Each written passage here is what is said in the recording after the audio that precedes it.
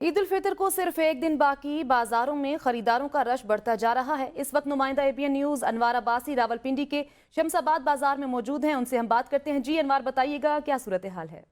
जी बिल्कुल, ईद उल फितर जिसे ईद शहीद और जो मीठी ईद भी कहा जाता है, इसमें ख़रीदारी में अमूमन हम देखते हैं कि यहाँ पर ख़वातीन और बच्चे पेश दिखाई दे रहे होते हैं। तकरीबन एक दिन बाकी है ईद में। यहाँ बाज़ारों में, रावलपिंडी के बाज़ारों में काफ़ी रश दिखाई दे रहा है। यहाँ पे ख़वातीन बच्चे अपनी मनपसंद ज्वेलरी, शूज़ और दीगर जो कपड़े ख़रीदने में इस वक्त मसरूफ़ अमल है। इस वक्त रावलपिंडी के जितने भी यहाँ पर जो बाज़ार हैं वहाँ पर खचाखच भरे हैं। इस वक्त यहाँ पर हर तरफ हमें रश दिखाई दे रहा है। कुछ ख़वातीन मेरे साथ मौजूद हैं जो यहाँ पे जूतियाँ खरीदने के लिए यहाँ पे मौजूद, से बात करेंगे। आप जो बताएं कि क्या खरीद लिया है और क्या अभी बाकी है? जूते खरीदे हैं। अच्छा। और बहुत महंगे, बहुत ही महंगे हैं।